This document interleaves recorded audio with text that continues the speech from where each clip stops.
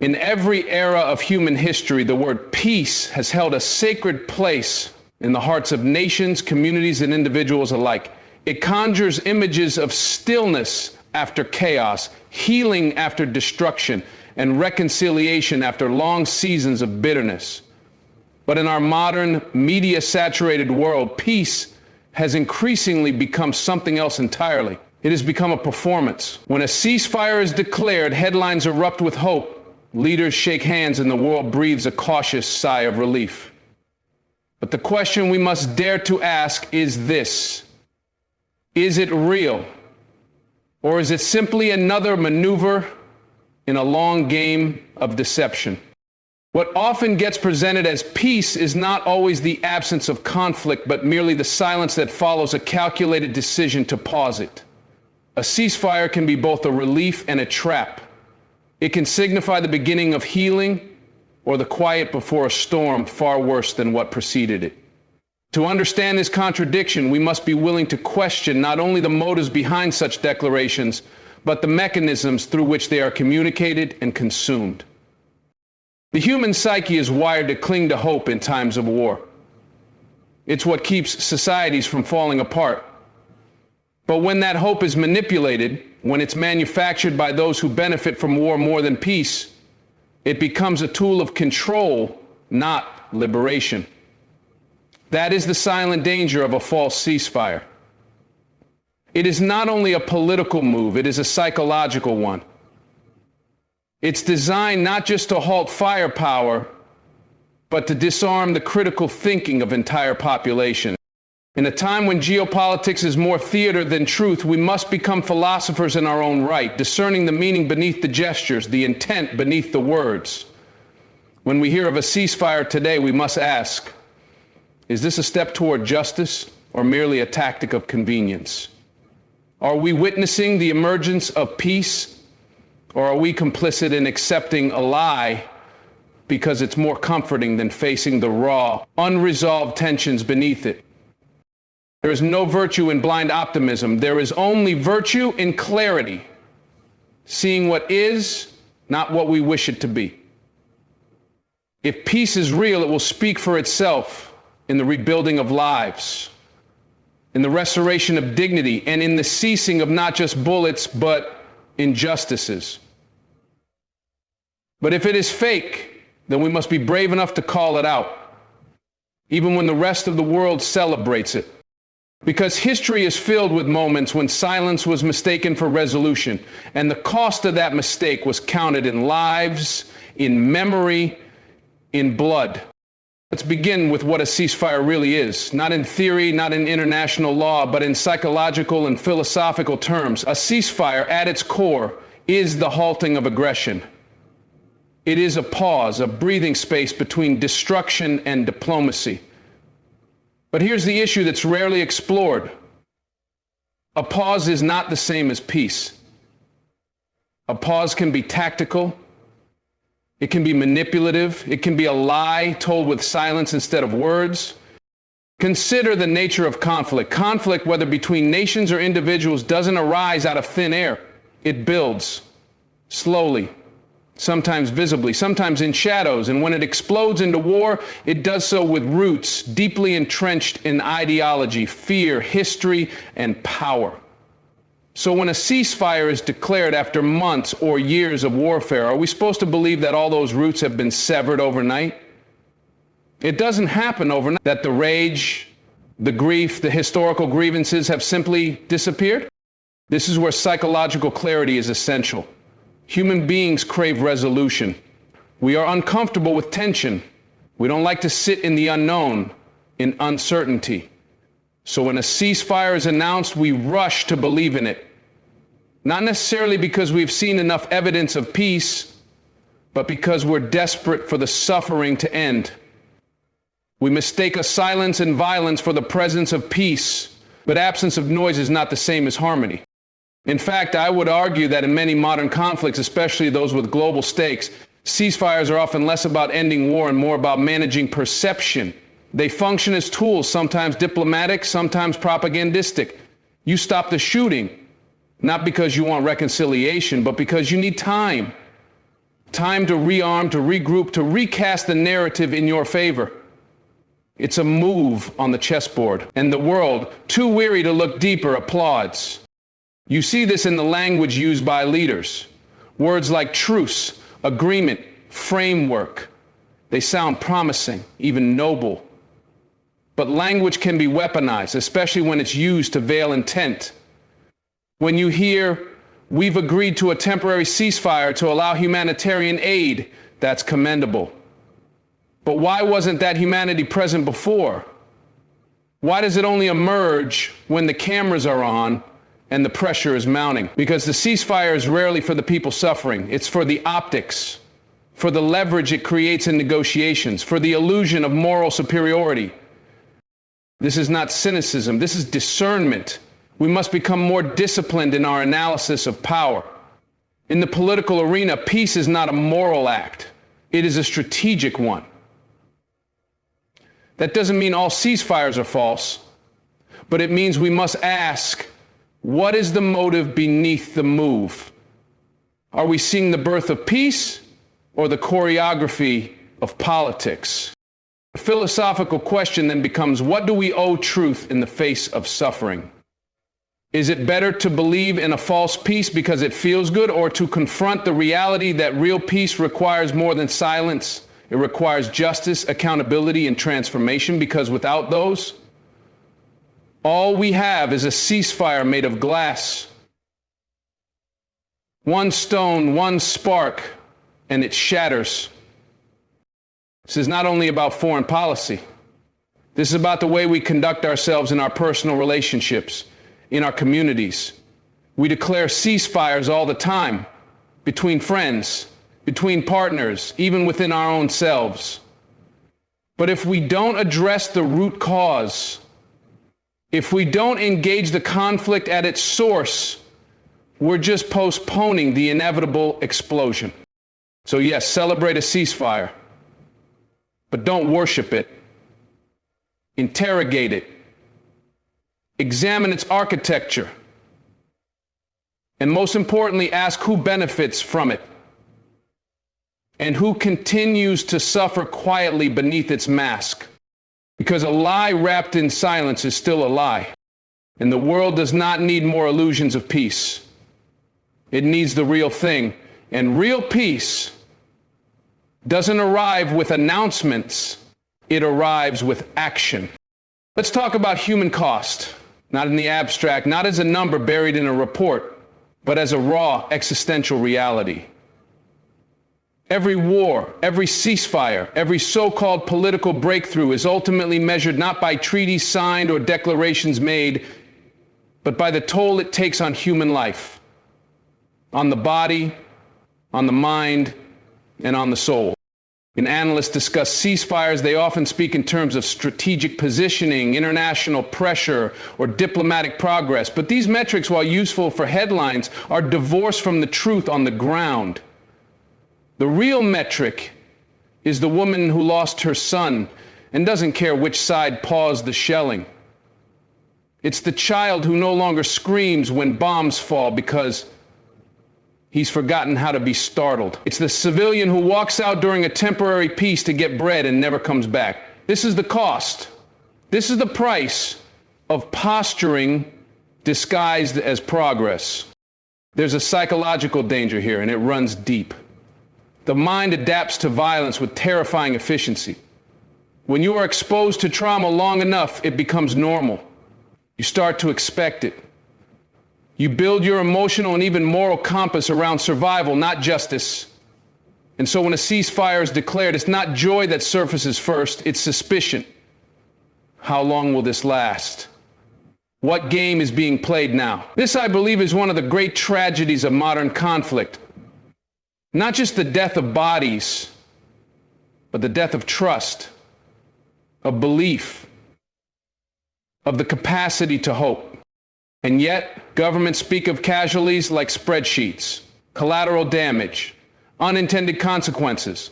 But this language is sterile. It sanitizes horror. It allows decision makers to speak in the passive voice. Mistakes were made. Regrettable incidents occurred, as if no one made those decisions. as if no one's child was buried as a result. Philosophically, this is the erosion of responsibility. Politically, it's cowardice disguised as diplomacy. But here's where the human spirit surprises us. In the ruins, people still find a way to love, to help, to rebuild. I've seen footage of a man in Gaza or Syria or Ukraine brushing dust off a street so his neighbors don't trip, or a mother baking bread for orphan children with what little she has left. That is the essence of humanity, not the wars, not the ceasefires, but the invisible daily acts of defiant compassion. And yet, these are the very people never invited to peace talks. This disconnect is what should outrage us, because when war becomes theater, when suffering becomes content, the ones with the power to end it lose touch with the reality of it. They're not walking through collapsed buildings. They're not comforting traumatized children. They're sitting at oak desks, debating terms while the people bleeding don't even get a seat at the table. This is not just unjust, it's dehumanizing. The great moral question of our time is this: what is the value of a human life in the eyes of power? And if the answer is variable, if it depends on which passport you hold or which flag flies over your house, then peace in any form is a lie waiting to unravel. Real peace cannot be built on selective empathy. It cannot be negotiated by people who will never pay the price for their decisions.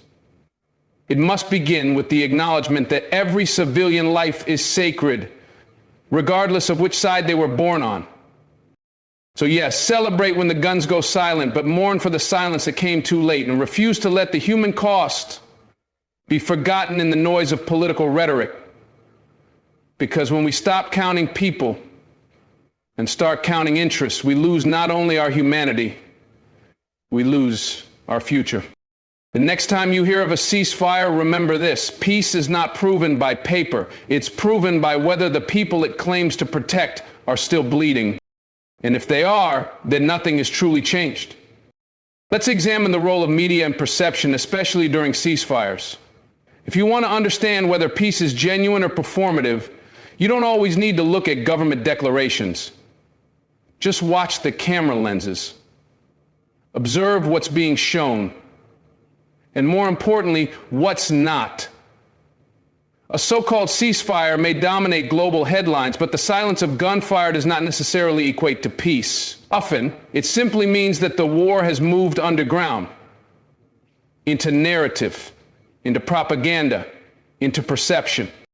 There's a psychological trick at play here, and it's powerful. When people hear ceasefire, they instinctively breathe a sigh of relief. It creates the illusion of resolution, and this illusion is incredibly potent, because human beings are naturally wired to avoid prolonged tension. We are desperate for closure, and so the announcement of a ceasefire functions not only as a political maneuver, but also as a psychological pacifier. It soothes the global conscience, even if it doesn't change the lived experience of those still trapped in rubble, hunger, or displacement. What's disturbing is how the media plays into this illusion. During active warfare, conflict zones flood our screens. Images of crying children, destroyed buildings, mass funerals. But the moment a ceasefire is declared, the coverage dries up. Attention shifts. The narrative moves on. Why? Because drama sells, and silence doesn't. But what we fail to realize is that this peaceful silence is often more deadly. The cameras go home, but the suffering continues. Infrastructure remains broken. Medical supplies still don't arrive. Families can't find their missing. The war didn't end.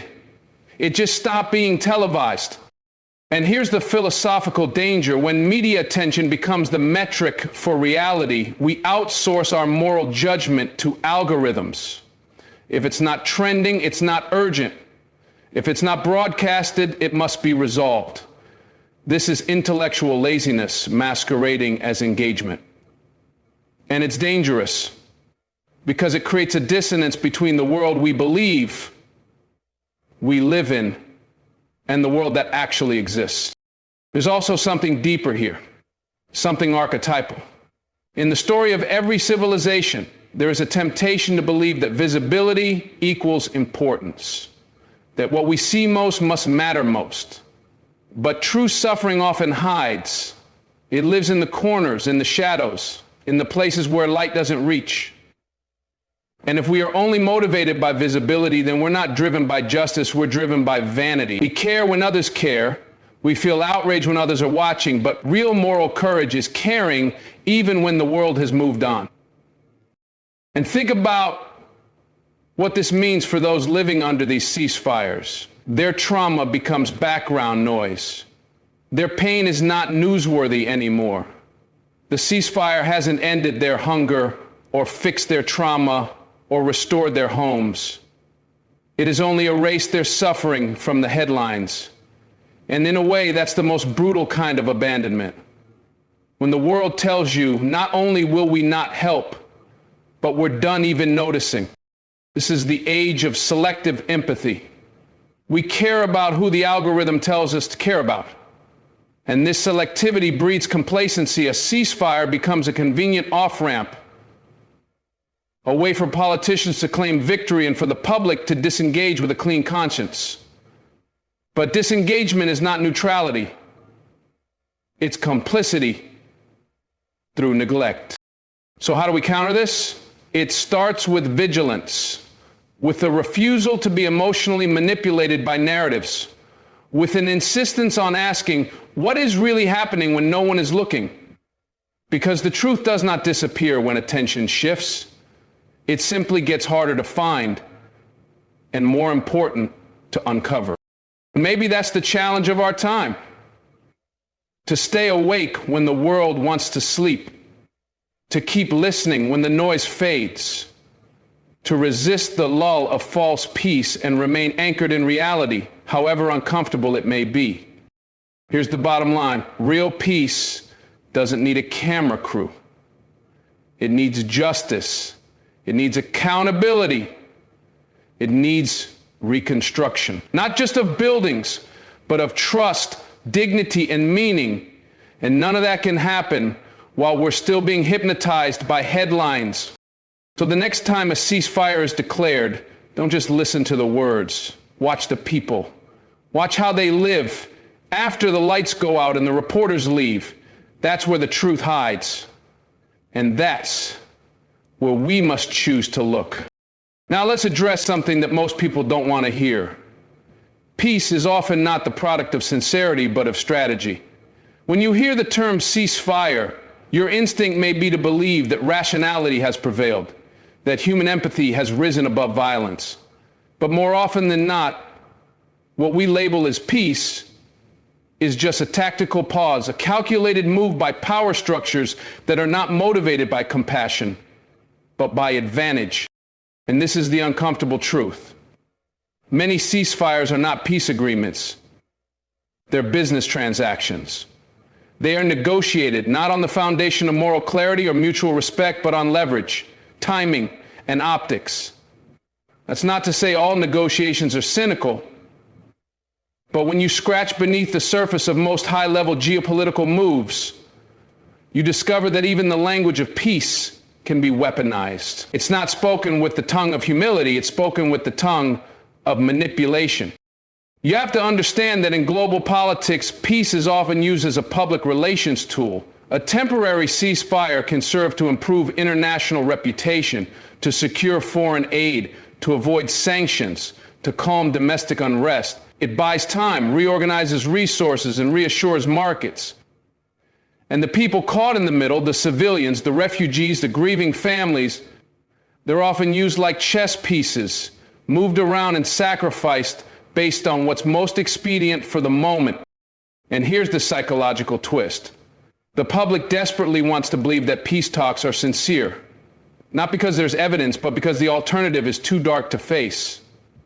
We want to believe that our leaders are driven by ethics, not by self-preservation, that they are peacemakers, not performers. But look at history.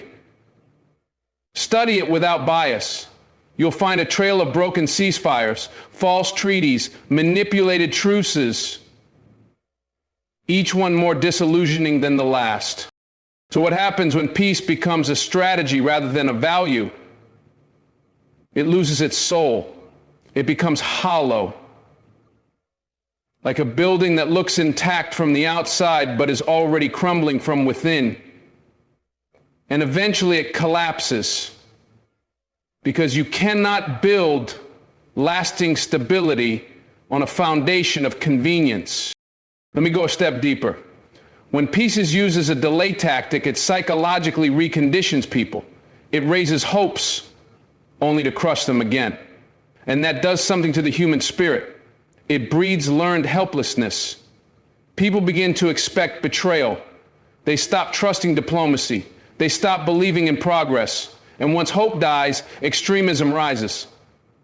Because when people no longer believe peace is possible, they become susceptible to anyone who offers power instead. This is not just a political issue, it's a philosophical one. What do we really mean by peace? Is it the absence of bullets or the presence of justice? Is it silence on the battlefield or harmony in the human condition? Because if peace is merely the absence of noise, then any dictator can offer it. If peace is only about order, then even a prison cell qualifies. But that's not peace.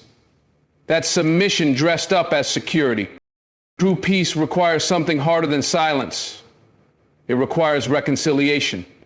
And reconciliation demands truth, repentance, forgiveness, and real change. Not just statements in front of cameras or signatures on papers, but transformation in the hearts and policies of those in power. Until we demand that level of depth, we're not asking for peace. We're asking for comfort. And you see, that's the danger in confusing comfort with resolution. Because when we settle for surface level calm, we give those in power permission to reset the game without fixing its rules. They pause the violence, but they don't address its roots.